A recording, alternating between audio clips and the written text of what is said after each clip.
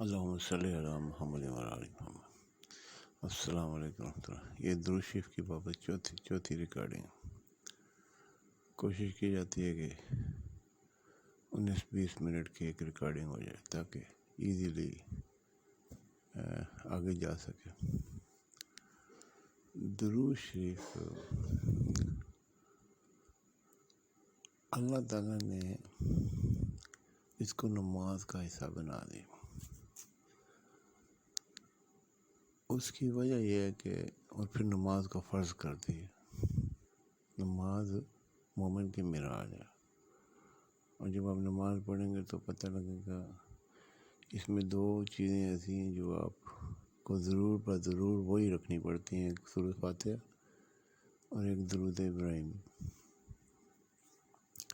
یعنی کہ وہ بندہ مومن ہی نہیں، مسلمان ہی نہیں، ایمان والا ہی نہیں، اللہ پہ یقین والا ہی نہیں جو نماز نہ پڑھے،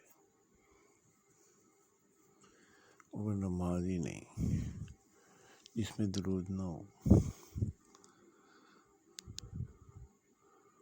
اور وہ درود ہی نہیں جس میں آل کا ذکر نہ ہو، اور وہ آل ہی نہیں جس میں نماز نہ ہو۔ اس لیے آل محمد صلی اللہ علیہ وسلم پہ یہ ذمہ داری ہے کہ وہ متقی ہوں اور روزے دار ہوں، با اخلاق ہوں، اور صاحب قرآن ہوں، صاحب حدیث ہوں، معاملہ فہم ہوں۔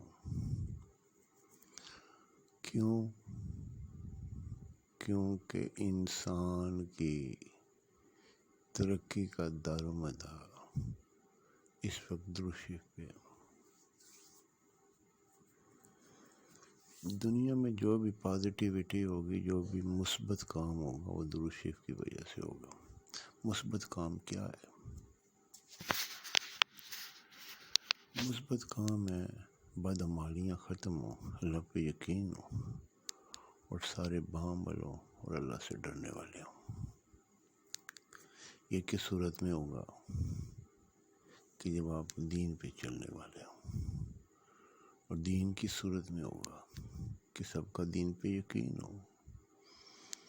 ڈیموکریسی از ڈیموکریزی، کیا میں نے کہا؟ ہمیں اللہ پہ یقین ہونا چاہیے، اور اپنے تمام قسم کے کام جو ہیں وہ دین کے ساتھ انجام دینے چاہیے، دین کو درمیان میں رکھ کے، شکل و شباہت سے لے کے یقین و کامل کی تمام منزلیں۔ بابت درود شریف گفتگو ہو رہی تھی، اور یہ بات ہو رہی تھی کہ ادھر بنی اسرائیل میں بہت سے پیغمبر ہیں، اور اس لڑی میں حضرت اسماعیل کی لڑی میں صرف حضرت اسماعیل کے بعد محمد صلی اللہ علیہ وسلم۔ بات یہ ہو رہی تھی، آپ کو ایک بات بتاتا ہوں، بڑی دلچسپ بات۔ خانہ کعبہ کے اندر کی تصویر نہ آپ کبھی نیٹ سے نکال کے دیکھیں، وہاں پہ 3 لکڑیاں کھڑی ہیں، ایک تار لگی ہے، تار پہ برتن ہے، اور باہر لیفٹ سائڈ پہ نہ اوپر حجر اسود لگا ہے کونے پہ، اور اس کونے کے ساتھ دروازہ ہے، اور نیچے حتیم ہے۔ حتیم ایک گول سی دیوار ہے، سیمی سرکل کہنے اسے۔ اور اب میں آپ کو ایک بات بتاتا ہوں، کسی گاؤں میں جائیں نا، بچے شام کے ٹائم نا ریس لگاتے ہیں، آؤ جی ریس لگاتے ہیں۔ جب ریس لگانے کے بارے میں بات کرتے ہیں تو سب سے پہلے یہ سوچتے ہیں یہ ریس ختم کدھر ہوئے گی، انہوں مکانا کتنے۔ تو وہ وہاں پہ جا کے یا پتھر رکھ دیتے ہیں، یا لکڑی کھڑی کر دیتے ہیں، یا کوئی بندہ بٹھا لیتے ہیں، یا رسی باندھ دیتے ہیں اس کے اوپر کھڑکنے والی کوئی چیزیں باندھ دیتے ہیں. یہ بھی ریس ادھر ختم ہوگی جناب. اب یہ ساری چیزیں خانہ کعبہ کے اندر موجود ہیں. حجر اسود یعنی کہ پتھر بھی رکھا ہوا ہے, بندہ بھی بٹھایا ہوا ہے. حضرت ابراہیم نے وہاں پہ بندہ بٹھایا تھا. بھی اس کی نسل سے محمد صلی اللہ علیہ وسلم آئیں گے اور محمد صلی اللہ علیہ وسلم اس نبوت کی ریس کو,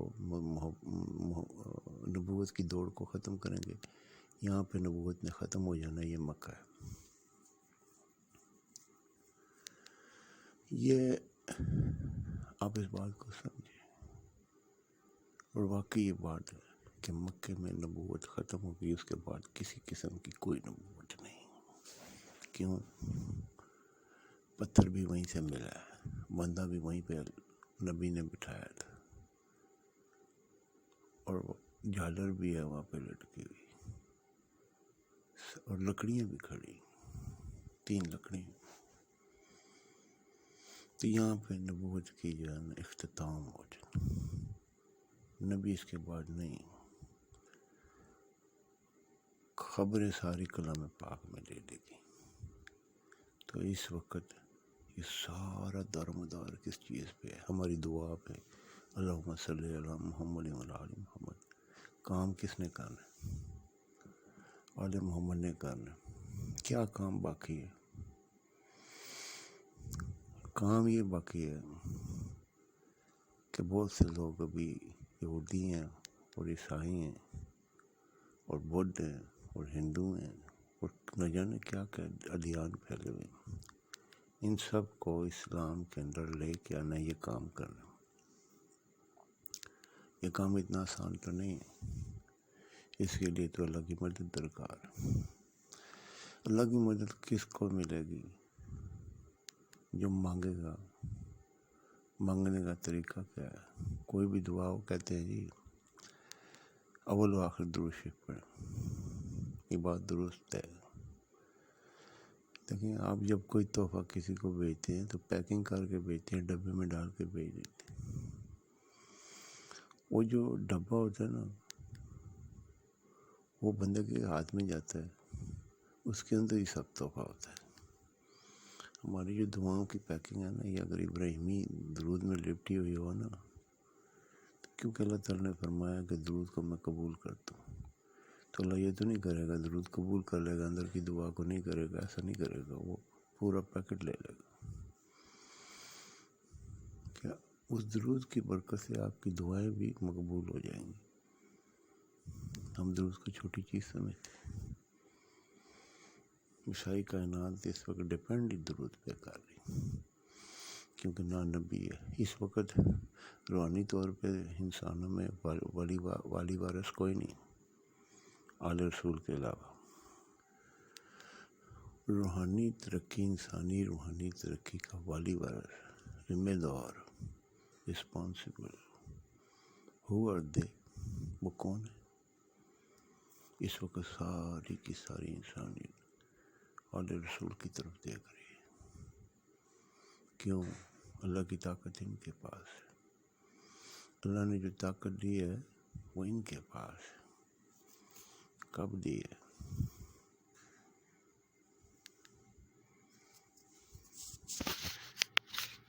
کب دی اللہ نے؟ جب آپ نے درود شریف پڑھا ہے تو اللہ نے اپنی طاقت ان کو دی. سل کہتے کس کو ہے؟ طاقت اور تقویت کو.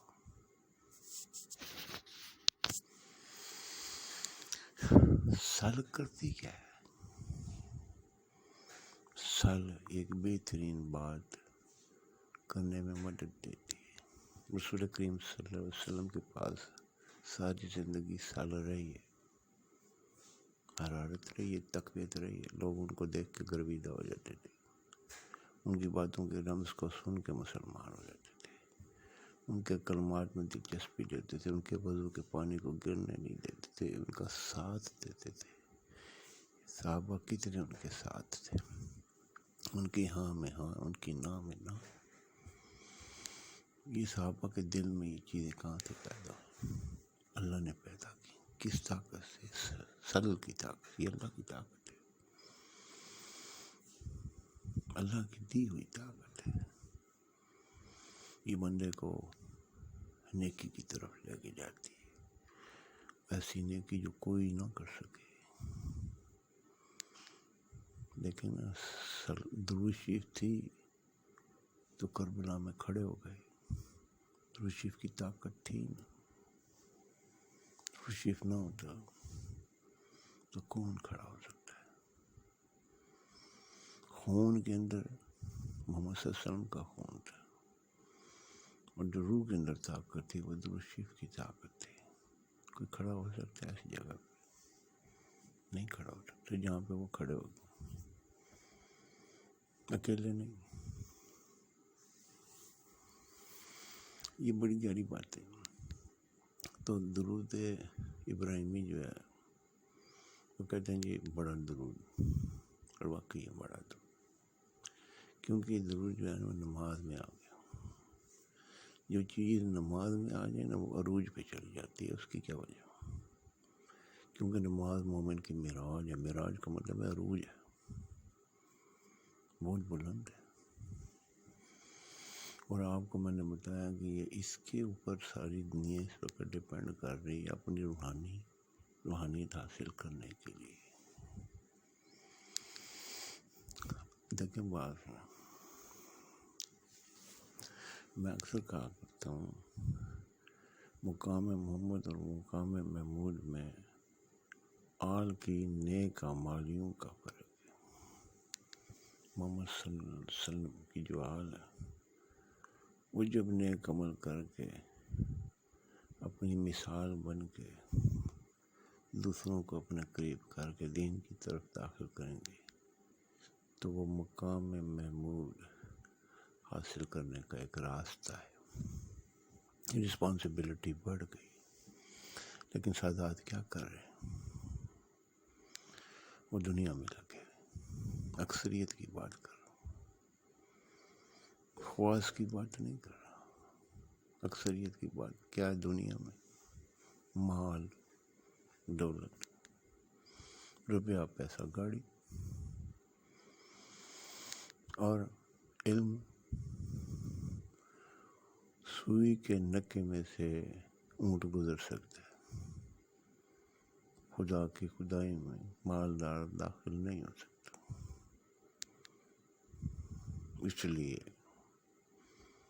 اس لیے بے مال رہنا پڑتا ہے، جیبیں خالی رکھنی پڑتی ہیں، دل بھرا ہوا رکھنا پڑتا ہے. رسول کریم صلی اللہ علیہ وسلم ایک دفعہ مسجد میں کھڑے ہوئے بتا رہے تھے کہ میری 9 گھر ہیں میرے، اور میرے پاس اتنا سبھی اناج نہیں. اور کیا کچھ کائنات کے سب سے بلند انسان یہ کہہ رہے ہیں. اور حدیث کی کتابوں میں کہ 2 مہینے آپ کے گھر میں آگ نہیں جلتی تھی. کیوں؟ آگ جنت میں ہوتی ہی نہیں.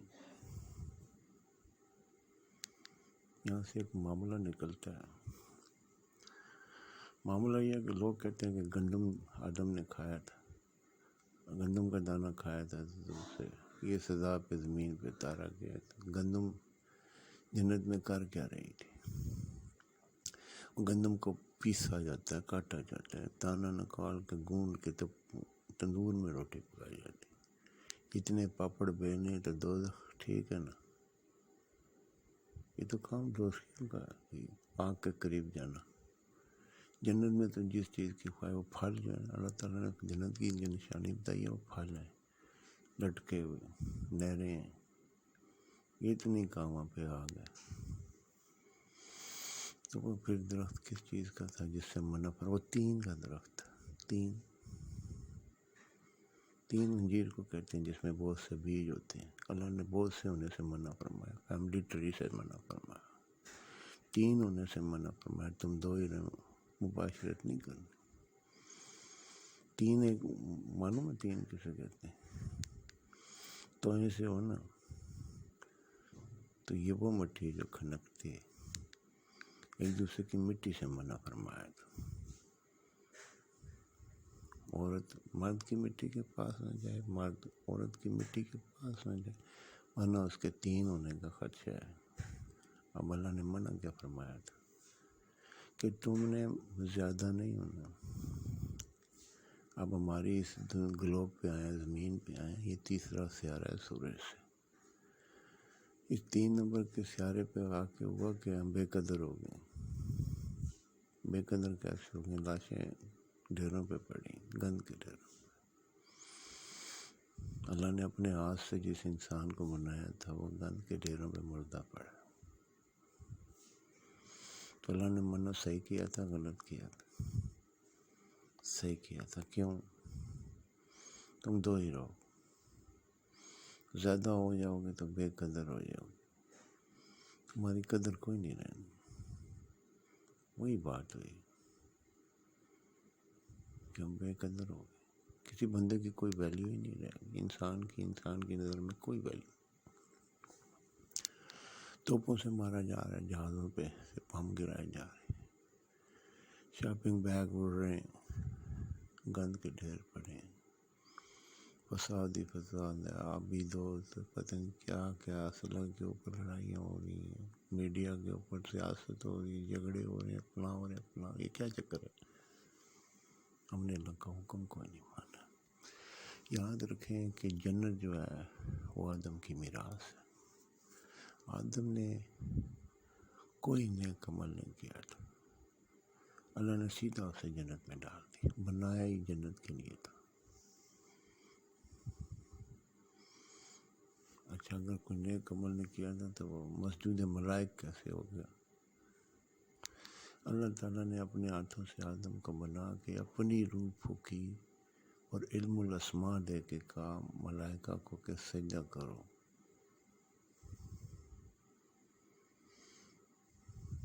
اب سوچنے کی بات ہے، علم الاسماء قابل سجود ہے، اللہ کی روح قابل سجود ہے کہ آدم کی مٹی قابل سجود ہے؟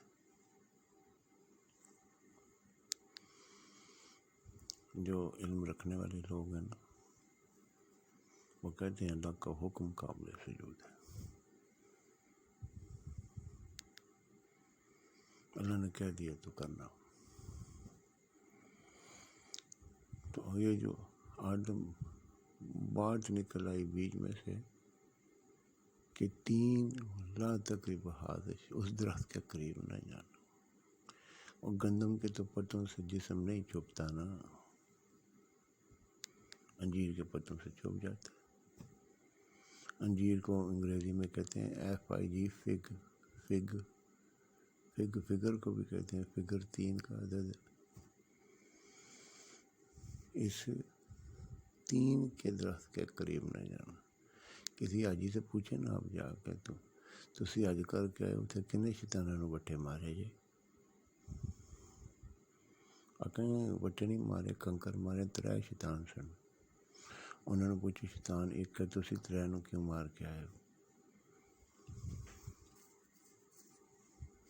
آنے سارے 3 ہی سن، سارے پہ مارتے سن۔ سوچو نا، 3 کے قریب نہیں جانا۔ اللہ نے آدم کو تمام زبانوں کے اسماء سکھائے تھے۔ اس کا مطلب کیا ہے؟ تمام زبانیں سکھا دی تھی۔ جب اللہ تعالیٰ کوئی آدم کو حکم کرتے تھے تو تمام زبانوں میں کرتے تھے، تمام زبانوں میں سمجھنا پڑتا تھا، آل لینگویجز، ہر قسم کی۔ اللہم صلی علی محمد۔